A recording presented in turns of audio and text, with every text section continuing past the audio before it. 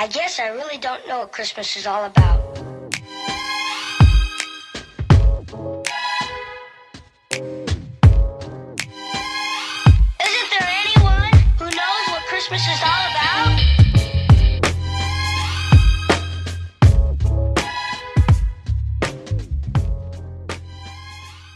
Now that Thanksgiving is behind us and Black Friday and now Cyber Monday are in the rear view, we are full on crunch time when it comes to finding that perfect Christmas gift. By the time you're watching this video, there's only going to be a few shopping days left. And the question is, what are you gonna do? What are you gonna buy? How are you going to make it all happen? And this is part of the tension that rolls around every single Christmas. So in today's episode of Snappchats, I'm gonna give you a couple tools that you can apply when it comes to finding the perfect gift for those on your list.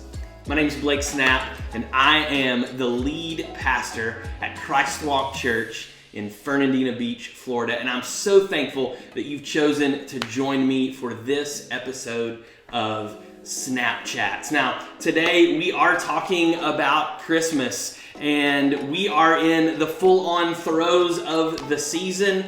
Even here in Northeast Florida, it's started to get a little bit colder. There is a chill in the air, and Santa Claus coming to town is just right around the corner. But there is a lot of tension during this season. So what do you do when you go to try and find the perfect gift? Here's what I know.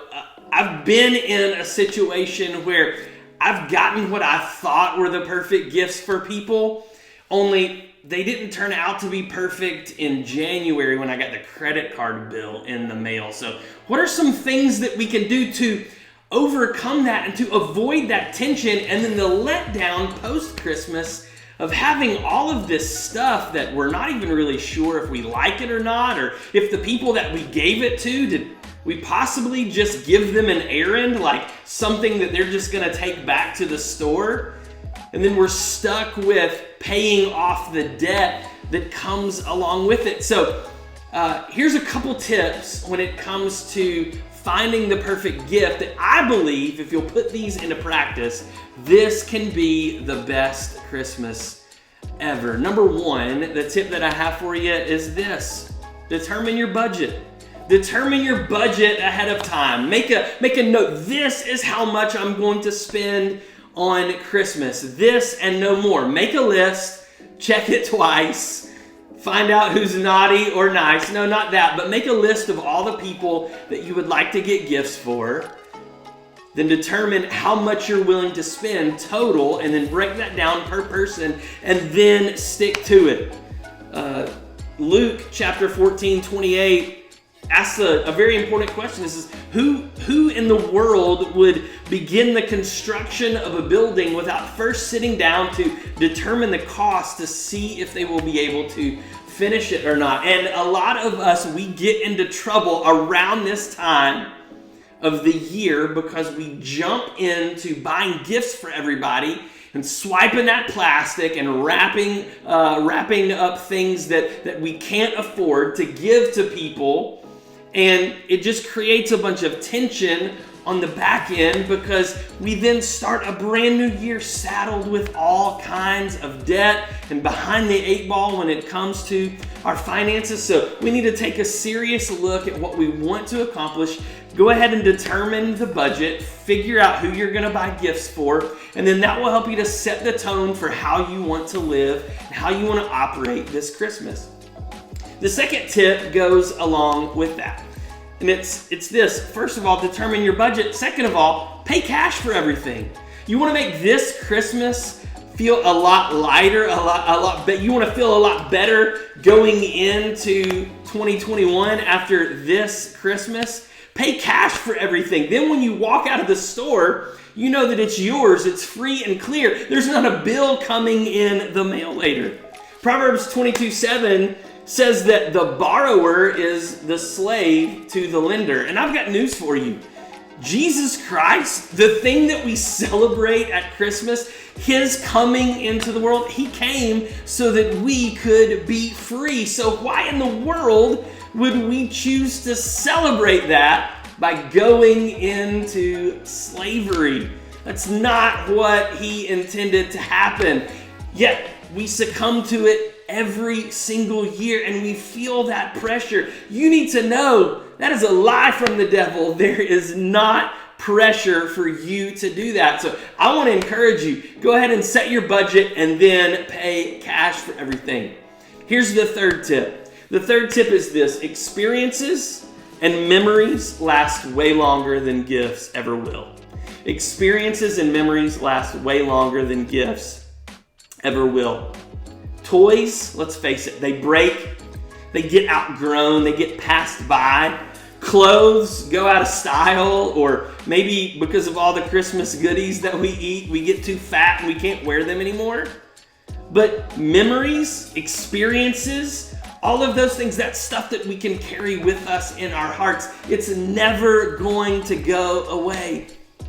I can't remember, but maybe on just a few fingers, some of the greatest Christmas gifts that I've ever gotten, but I can remember countless memories of the experiences that I've had around the holidays with friends and family. And no matter how old I get, I'm not going to outgrow those things. I'm going to carry those things with me. So this Christmas, I encourage you, instead of racking up all of that debt, instead of going overboard and putting yourself beneath all the stress and pressure, let yourself off the hook and instead lean into experiences. Make some memories this year that are going to last far beyond the next couple months.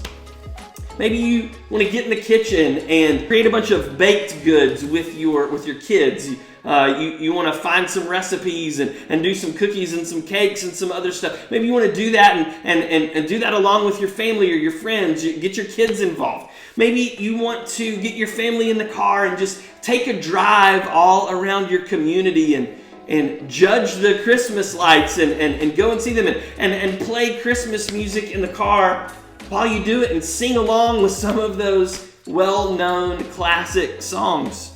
Maybe you want to gather the family in the living room, around the television, the fireplace, everyone in their Christmas PJs, and you want to have a family Christmas movie marathon. I know that if I was watching a Christmas movie marathon, I would definitely want to include National Lampoon's Christmas Vacation. I'd want to include Elf, and I'd want to include Home Alone. Those are my top 3 must-have Christmas movies at the holiday season. Let me know in the comment section down below what your favorite Christmas movies are. Maybe you want to take advantage of that. That's something that you could do with your family or with your friends. Gather everybody around and just watch those movies and enjoy being together. Maybe you want to create a brand new Christmas tradition this year. I know that when my kids, Luke and Avery, who they're now teenagers, but when they were small, we created a new Christmas tradition by starting the Elf on the Shelf stuff. And so maybe if you've got small kids in your house and that's something that you haven't been doing, I would encourage you to do that. That's a lot of fun. It's something that's fun and exciting for younger kids. Maybe if you've got older kids, I know that a new tradition that we've started just this year is, for the very first time, we got an Advent wreath. And so leading up to Christmas, during this entire Advent season, one by one, every Sunday, then leading up to Christmas Eve, we're lighting the candles on the Advent wreath, and we're spending some time each week just gathered around the table, reading some scripture, looking forward to this season where we're celebrating the coming of the Christ child. And so maybe there's something out there that you haven't done, but it's something that you've always wanted to do. Maybe it's to go to a certain place for a visit, or maybe it's to go out and go caroling, or maybe it's to prepare a certain meal, or to go to church at a certain time, whatever. Create those traditions and begin those things this year, because those are memories that you're going to be able to make that are going to stay with you for a long time. And when it comes to gifts, time is perhaps the best gift of all, and it's free. Relatively speaking, your time is free. And so the way that you create these experiences and all this stuff and you build these moments and make these memories, it's nothing more than just spending time together with the people that you love. There's not going to be a bill that comes in the mail a month later, but instead you're going to look back on those moments with great fondness, the days, the weeks, the months, and even the years to come. And so here's a bonus tip. When it comes to finding or giving the perfect gift, here's what I would say. This Christmas, be sure that you sow seeds of generosity outside of your own home, outside of your own circle, your own family. It doesn't have to necessarily be money driven. It doesn't even have to be expensive. Maybe you want to participate in a local toy drive. I know that there's several around our community, just at local stores. Often fire stations will do this. So you can go to the fire station in your community and drop off a brand new unwrapped toy. Maybe you want to give out hats and gloves, scarves and blankets to the homeless in your community. And chances are you could just go around door to door to the people in your neighborhood and ask them, hey, do you have any hats? You got any gloves? You got a coat? You have an old blanket? Anything that you've outgrown that you're not using anymore? Chances are your neighbors would donate to that, and then you can take them to a local shelter or to a ministry, or just drive around if you know where those places are where the homeless in your community hang out, and hand that stuff out and be an extension of the hands and feet of Jesus to those people. Maybe you want to, after you gather the kids in the kitchen to put together those baked goods and everything, maybe you want to take some of them and put them on a nice little plate or a platter and deliver them to an elderly neighbor that lives close by, just to let them know, hey, we love you. We're thinking about you. We hope that you have a very Merry Christmas. Maybe you want to go caroling.